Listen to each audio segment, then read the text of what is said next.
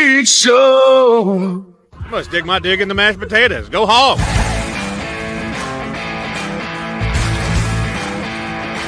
It's a team sport. It's not a talent-based sport.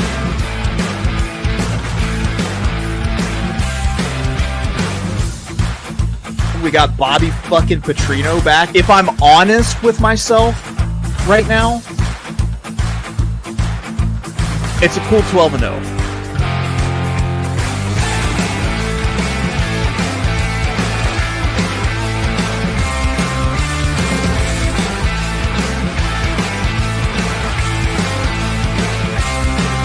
Tornado.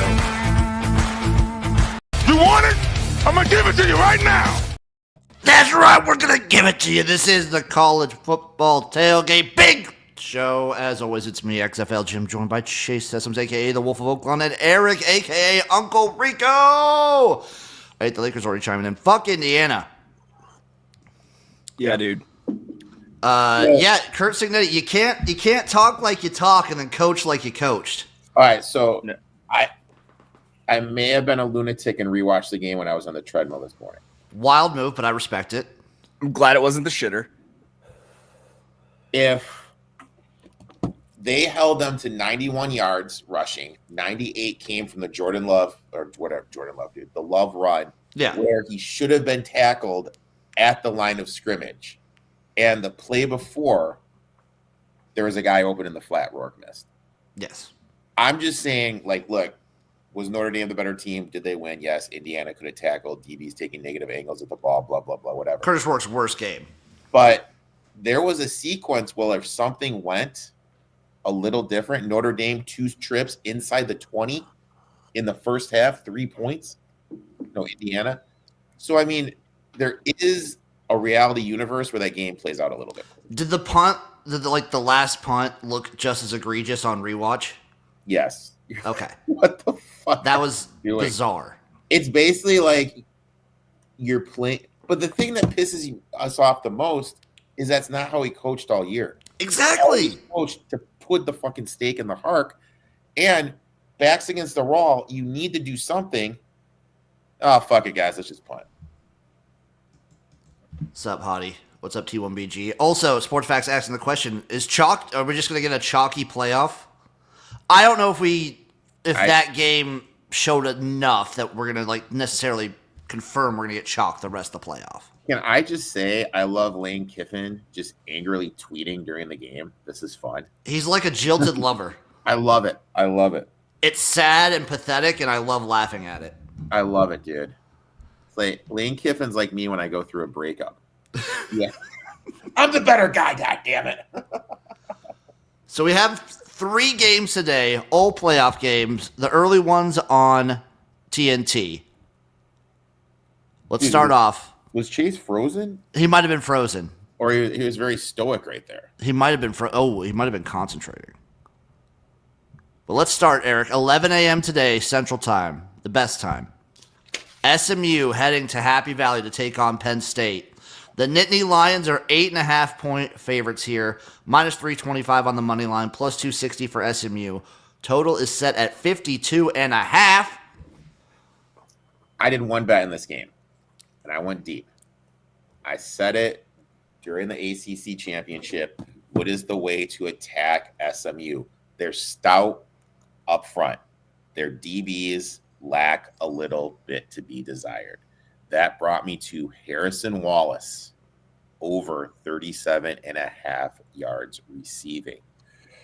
When we look at it, he's gone over this every game but one this year. He's averaging 58 yards per game. Last 3 games, he's averaging 53 yards, second in the team in yards and receptions and targets. Obviously, the SMU, the secondary is a weakness. If you want to stop one guy in the passing game, who are you going to stop? Warren. Exactly. That's going to open stuff up for Wallace. I'll take Wallace over 37.5 yards receiving. I like that angle, Eric. I very much like that angle. I'm on SMU plus the 8.5. This is all just a James Franklin in a tough, a game that matters position. Obviously, I think Penn State probably wins it, but I don't think it's stress-free. I don't think anything can be stress-free for this Penn State team. So give me SMU plus the 8.5. I might even sprinkle. I might sprinkle on that money line. You know what? I kind of think that SMU got exposed a little bit, that when they run into what is, I mean, as much as I hate on Clemson, an admittedly pretty top-notch defense, I think that SMU has trouble. I'm going to avoid the James Franklin of it all, and I'm going to go ahead and I'm going to take Penn State to cover here, and I'm going to also look at the under. I mean, I think the Respect thing that. to ask yourself, kind of going, what has Penn State struggled with all year? Teams that can run the rock.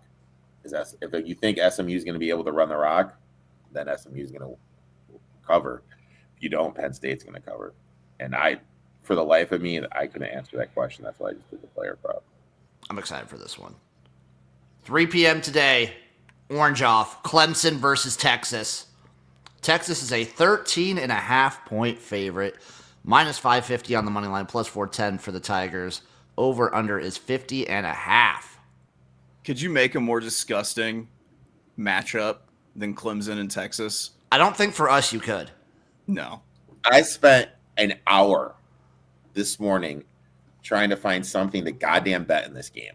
And for the life of me, I could find nothing, because it wouldn't surprise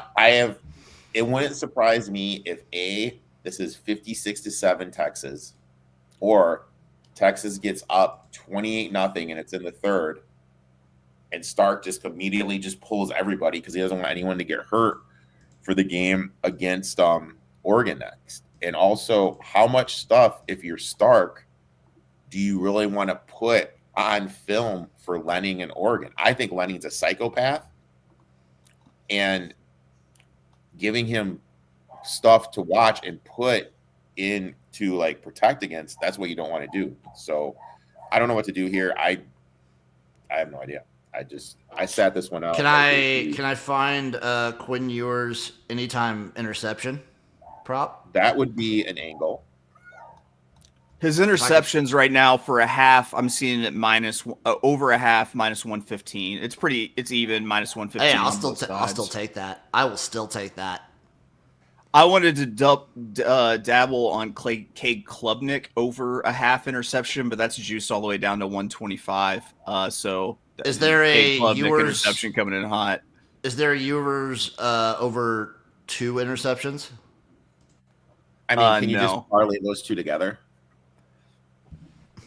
Parlay, same game parlay the 2 interceptions. That'd be pretty good. I do think that Clemson is trending up a little bit. They got a little momentum after they just kind of dog walked SMU, but I really don't know what to expect against them or expect out of Texas. So I'm staying away from this game. If anything, I maybe dabble on the under. Sports Facts did say chalked every game this way. I cannot. Clemson trending up. Texas is a similar, albeit better, probably a better team, but a similar sort of vibe to Indiana. The best team they played all season, probably maybe the only real good team they played all season, Georgia. They lost to both times. Other than that, what was it? Texas A&M? Who was Texas played? Both teams lose to the greatest team on their schedule. Clemson, though, beating SMU. I feel like they're kind of getting that little momentum going. And in a big game situation, I trust Dabo. I just do. Obviously, I hate him as a person. He's grating. He's annoying, but the man can fucking coach. But Stark got back with a princess of a wife he has. Does that change your thing? No. Okay. Maybe they did some celebratory champagne and he's off the wagon, so. I'm more likely to bet Sark if he's off the wagon and he's just on pills and going crazy. Walker. Yeah. Flirting with co-eds. I'm taking Clemson plus 13.5. And again, I'm going to sprinkle on that plus 410. That's juicy. You think they can do that? I think, dude. So that's why I want to know. I think if Quinn Ewers has over 2 interceptions, I think Clemson wins the game. All right. So, I think if you're going to play the money line on Clemson, then you same game parlay it with the over on Cade Klubnik rushing yards. Also, yes. So let the 3 games today rank the order of belief, faith, whatever word you want to use, that you have in the favorites? In the favorites or the dogs? The favorites? Yeah. Ohio State, Tennessee is number one for me. I have think the Ohio most faith. State- I have it's more like I have the least faith in Tennessee. Okay. It's Ohio State and then Texas and then Penn State. Chase? I think it's Penn State, Texas, Ohio State. Mine is the same as Jim's. I just have no faith in this freaking James Franklin and like Texas. Like I said, it wouldn't surprise me if Stark completely just shifts it into fourth. You know what I mean? Just calls off the dogs the second half. I don't know. I just think if Ewers is having a bad game, if Texas turns the ball over more than 2 times, I think Clemson wins. Do you think he has a quick trigger and goes to Arch Manning if I Quinn think he Ewers, would. goes like a couple early picks or something? I think so. If they're early, I definitely Oh, think if they're so. early, for sure, yeah. Yeah. Right. And then last game of the day, 7 p.m., the only game not on TNT, Tennessee at Ohio State. The Buckeyes are 7-point home favorites, minus 278 on the money line, plus 225 for the Volunteers. Total is the lowest total of the day at 46.5. So what I did here is I took the Ohio State -4 for the first half. I'm just playing them to come out the bounce back spot after that embarrassing game against Michigan. You have a freshman quarterback for Tennessee going on the road, playing in prime time at Ohio State, where it's going to be 25 degrees at kickoff. This is going to be the coldest game he has played in college. Tennessee rushes the ball 54% of the time. Ohio State, 7th best rushing defense, allowing 96 yards per game. Tennessee has struggled on the road this year. When you look at their points per game, their production, everything is down. But the big thing is Ohio State is getting their center back for the game. I think this is going to help their offensive line, especially in the run department. I looked at Henderson. I looked at his prop, but it was just a little bit too high at 49.5. So I'm just playing the Ohio State -4 for the first half. I'm getting crazy with the cheese whiz here, Jim. Make it. Uncle Rico, I'm getting crazy with the cheese whiz. Tennessee, notoriously slow starting team. Yeah, I still think that this Ohio State team is just kind of all fucked up after losing to Michigan. So I'm going to go with the halftime full-time bet. Ohio State first half, Tennessee second half, at 10-1. I'm going to go Tennessee third quarter money line plus 150. Tennessee fourth quarter money line plus 135. Tennessee on the money line. And then I'm going to take an alternate spread, Tennessee +6, plus 105. it's a lot. Okay. I guess we know what you're doing tonight at 7, huh? Yeah. Actually, I'll be at dinner with friends, but that's me getting crazy with the cheese whiz. What do you think? I like that. It's diabolical. It's very fun. I'm gonna go simple with it. I'm gonna go Jeremiah Smith over 100 receiving yards and a touchdown, plus 260. I think they remember what they are today. They remember that they have like the best receiving core in college football, and they play to that, and they don't try and run the ball behind a banged up offensive line.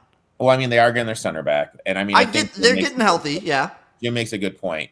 You know, rewatching the Ohio State Michigan game, when did they have their best success? When they did pass the ball with a 2-minute warning. As much as we want to harp on Chip Kelly for being an absolute idiot, he's not. He's going to be able to sit back and maybe he sees, hey, you know what? Maybe this is our path. Maybe we need to let Will Howard pass the ball. And with the center coming back, this is obviously going to help the pass pro, which is going to be big playing against this Tennessee defense. I also kind of want to take Will Howard over 12.5 rushing yards. Willie H? Yeah, old Willie H. Boys, this is going to be a quick one. Do you want to talk about more of the bowl games or just stick it to the playoffs for now? let's talk about more of the bowl games. Let's look towards the future then. So Monday we have Coastal versus UTSA. Yeah, That's an interesting game. UTSA is a 10-point favorite there, over under 56, plus 295 on the money line for Coastal. Coastal's What losing bowl all the guys in the portal, I thought, right? And what bowl game is this? Also, is That this like is one of the like- Myrtle Beach Bowl. Okay, so it's not. It's more of like a home game for Coastal Carolina than it is UTSA too. Correct. I don't know who's UTSA to be laying 10 points. That's what I'm saying this now. year. I took Coastal. I'm riding with I'll go Tim back. Beck and the boys. One more time. Here, the thing is this: Noah Kim and Ethan Vasco are in the portal, so that means there are 2 freshman quarterbacks that are going to be starting for Coastal. Tad Hudson will probably be one of them, and they have Alexander Walker. Both of them have taken as many college snaps as us 3 combined, 0. Oh, And then also Coastal's top corner is out. Their starting offensive linebacker is out. Yeah, Coastal's done a lot. let me change my bet to over 56. And Over 56. no word on Evans, who's going to get drafted for UTSA, if he's out or not. I'm gonna take over 56. I'm gonna do it. I think Defense this will will not probably come to play. pretty safe play. Because I said it, I'm going to stick with it, even though I'm I also- don't feel good about that. You know what, Chase? Yeah. We'll handshake that. I'll stand by you with Coastal.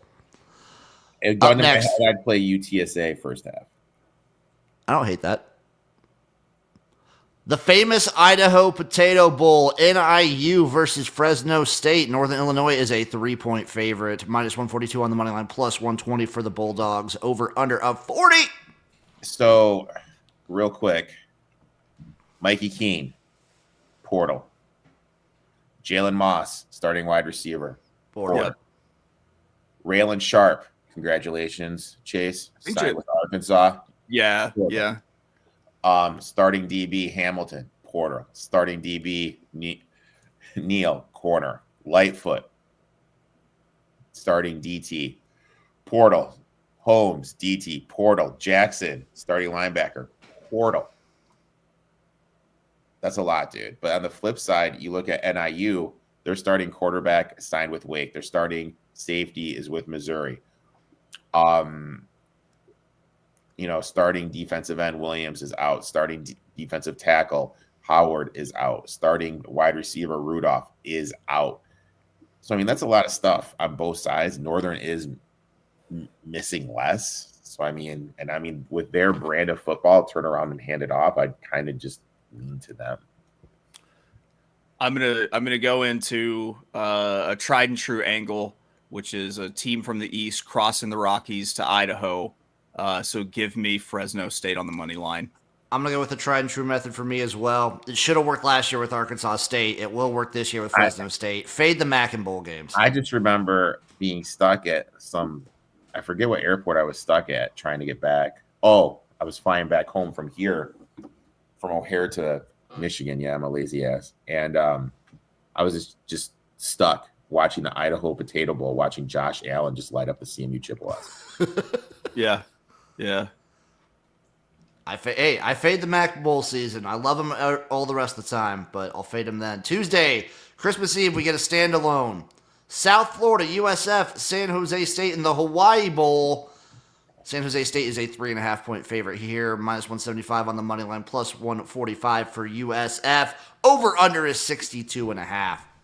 Oh, at San Jose State without DJ Harvey and Dansby, both are the starting DBs. Obviously, Nick Nash has opted out.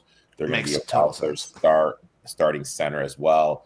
With USF, their starting safety, starting defensive tackle, their starting left guard have all opted out. So, they're not missing that much. I kind of like USF here on the money line. Yeah. Plus 145. Yep. Kind of like, I might just play them straight It's so up. hard because I feel like San Jose I feel like San Jose State has been one of the most like undervalued teams all season, but with missing that much, I'm just not going to touch it. Weird game on the islands. Give me USF plus 145 straight up on the fucking money line. Day after Christmas, the 26th, we have the game above Sports Bowl, Pitt versus Toledo. Pitt is a 6.5 point favorite here, over under 51, plus 205 on the money line for the Rockets. Anyone want to touch Pitt at all? No. Yeah. No. This is gross. No part. Give me the under. I don't know. Fuck it. Pitt's been like so bad. I hate the Lakers asking any round robins. We will have round robins. Pitt. We will. Pitt is missing guys, but no starters. No starters, and for that opt out for the portal. Same thing with Toledo. But two teams are kind of hard to trust. Yeah, give me shit. Give me Pitt. Do it. Give me Pitt. Shit. No part of this shit. And let's make some money. No, they're not any. They're all jackpot bets. Also, Thursday the 26th, we have the Rate Bowl, Rutgers at K-State. Let me see if I can find the line for that one since I was using Rutgers. Kansas State is a 7-point favorite here. Minus 250 on the money line, plus 210 for the Scarlet Knights. Total is set at 50.5. Rutgers won't have their defensive coordinator for the bowl. Yeah, give me K-State here.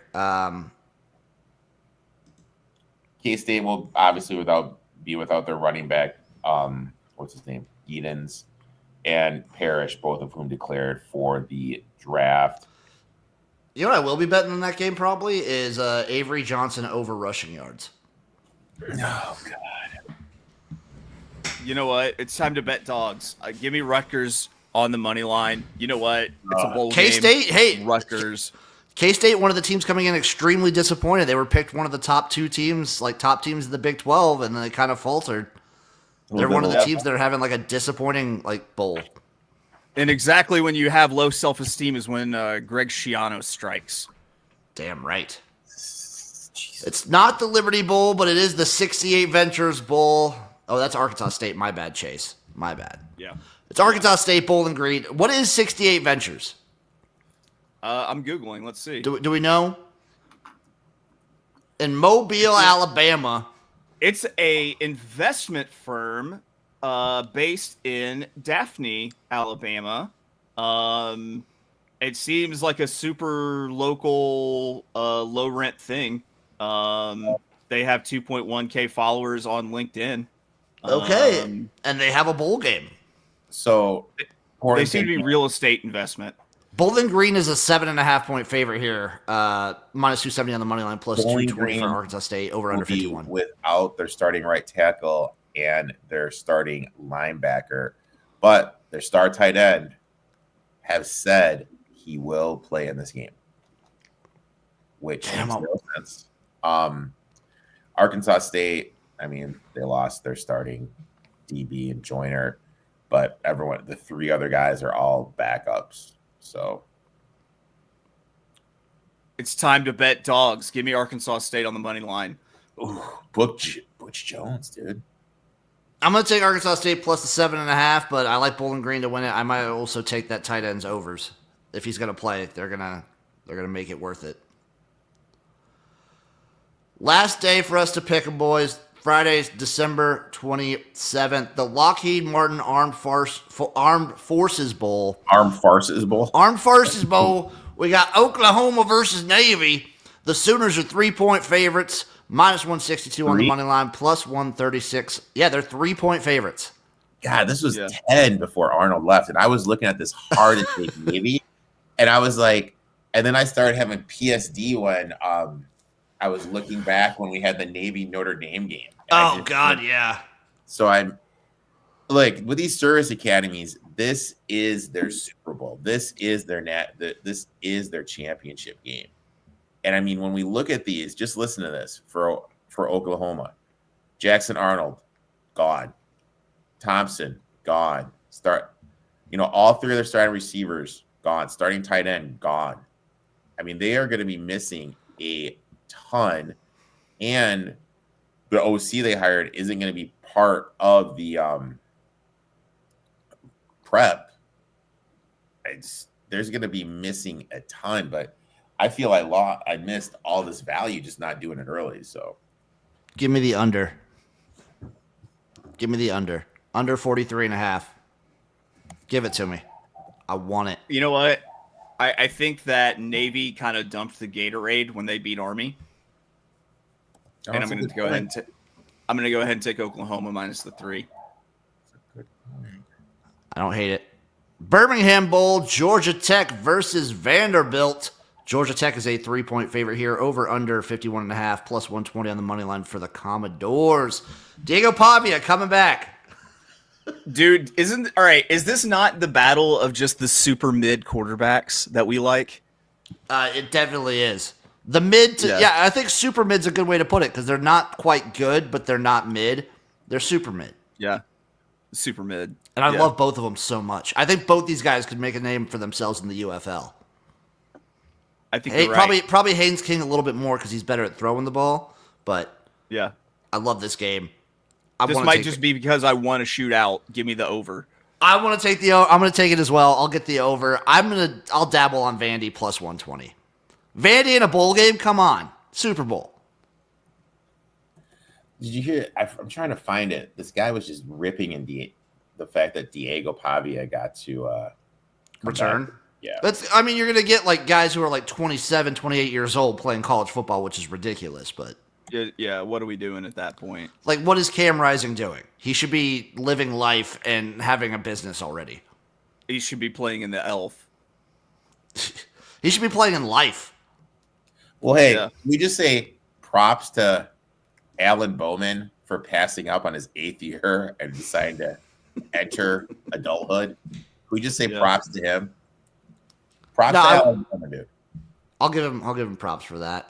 The AutoZone Liberty Bowl in Memphis, Tennessee. Texas Tech versus Arkansas. The Razorbacks are 2-point favorites here. Minus 122 on the money line, plus 102 for Texas Tech. The total is 54. Uncle Rico, this is going to take a while, so go ahead and tell them everything that Arkansas lost in the transfer portal. Basically, your starting center, starting left guard, starting right guard, starting wide receiver, starting tight ends, starting safety. You lost a linebacker, a defensive lineman, both running backs, another backup tight end, your backup center, another DB, another tight end. Armstrong has opted out. Jackson, the running back, opted out. Jackson, your defensive end, has opted out. Gone. I heard this rumor that your quarterback Green may not play as well. Also, Tyron Broden, your wide receiver, there's like some family issue going on with him, and he's currently not with the team, so he may not be there. You guys are down. His issue is he didn't want to play with this stank-ass team that we got for this game. 1, 2, 3, 4, 5, 6 healthy scholarship offensive linemen that are on the roster. Yeah. So yeah, I bet early Texas Tech plus the 3, but then it came out that Morton's going to miss it because he's having surgery, and freshman Will Hammond is going to start for the Red Raiders. They are just missing pieces. They're not missing their starters. I don't know what's going on in their offensive coordinator. Where's he going? FAU? Is he going to be part of the bowl prep? And they did get rid of their defensive coordinator. I took Texas Tech when I saw Arkansas was dropping like flies, but if I had to bet it right now, there is no way in hell I'm doing anything. Give me Texas Tech on the money line. The fact that you're still getting plus money on this is absurd to me. I think you pound the money line in this spot. No sprinkle, tsunami. I'm hammering Texas Tech plus the 102. If I can find a better number, I'm going to go for it. But yeah, I'm hammering Texas Tech all day. The DirecTV Holiday Bowl, Syracuse, Washington State. The Qs are 15.5-point favorites, minus 650 on the money line, plus 470 on the money line for Cougs. Oh, The total is 59.5. Yeah, Washington State, you want to talk about missing a lot. Washington State is going to be without their head coach, offensive coordinator, defensive coordinator, quarterbacks coach, and running backs coach. They're going to be without their starting, Jesus Christ, dude. Quarterback, running back, wide receiver, right tackle, both cornerbacks, their a linebacker, a safety, a defensive tackle, their punter, their backup safety, backup defensive lineman, another wide receiver, another DB, all 10 This article says all 10 starters have entered the portal for Washington State. Yeah. And then flip side, Syracuse without their starting DB, Zachary Bellamy. Yeah, Fran Brown said they weren't doing opt-outs. Dude, Kyle McLeod says we don't opt out around here. Yeah. I wish these cowards would post the player props for this one because I'd be all over the Kyle McCord overs in this game. I'm not gonna play a number this big because I do think that Syracuse rolls. What's the line? I'm sorry, was it 15? 15 and a half. I got 16 here. Yeah, it's moving. Yeah, maybe some McCord overs. But that would I'll take McCord overs. Those will probably get posted closer to the day of, but I don't care what the number is. I'll take the over. And last but not least, Friday, December 27th, the SRS Distribution Las Vegas Bowl, Texas A&M versus USC. A&M are 3.5-point favorites here, minus 166 on the money line, plus 140 for the Trojans. Total is 52. I mean, you want to talk about two teams that have just been massive, just bleh. Yeah. I mean, I would what's the total here? 52. I'd look to the under maybe, but yeah, I mean, USC without their starting right tackle, all three of their starting wide receivers, their backup running back and Joyner. I don't know. But Texas A&M offensively is just brutal. So I'll probably take USC plus the 3.5. I see that's probably going down, but yeah, this is a brutal game. Yeah. Absolutely brutal. Boys, do you have any round robins for today? I got one for today, but it's a cross sport round robin. Okay, I just have a quick 3-teamer. Okay, go ahead. I'm taking Ohio State minus 7, Clemson and SMU straight up. I'm doing plus 34-27 for the parlay. I'm doing Clemson plus 13, Tennessee money line, Penn State minus 8.5. For the parlay straight up, it's plus 1103. My cross sport parlay is Mr. Wallace to score a TD, Nico Collins to score a TD, Pat Fryermuth to score a touchdown, and on the hardwood, Cal Riverside going to Vegas and pulling off the upset against UNLV. Damn. Dirty. I love it. I love it when Uncle Rico comes to play. Dirty. He's not effing around today. And then I have a dirty, gross, stinky teaser for the people. You know what? Hindsight being 2020, when the Bulls first came out, we should have done a special, and you should just have teased every game, just to record a master teaser. I should have. Damn. I was thinking the exact same thing. I'm teasing Ohio State down to -1. Okay. I'm gonna go to the FCS. I'm gonna tease Montana State down to -3 versus South Dakota. And I'm going to tease North Dakota State up to plus 9.5 versus South Dakota State. I think that's going to be a crazy close game. I'm like coughing up a lung just hearing these teasers, dude. I'm going to tease the Houston Texans to plus 9.5 versus the Chiefs. Oh, look at Jimmy, a little cross sport. And then I am teasing the final tease, the Pittsburgh Steelers versus Baltimore Ravens total down to over 38. Okay. How's it lose? All right. I don't see it losing. The answer is a trick question. It doesn't. Damn right. All right, boys. Enjoy it. Enjoy the holidays. Enjoy college football playoff Saturday. Enjoy the bowl games. This is like the last bit of college football we get until we have to wait almost the entirety of a year. So just hold on to what you can. Thank you all for watching. Thank you for listening. We love you, and we'll see you again for another episode of the College Football Tailgate Big Show. Bye-bye, everybody.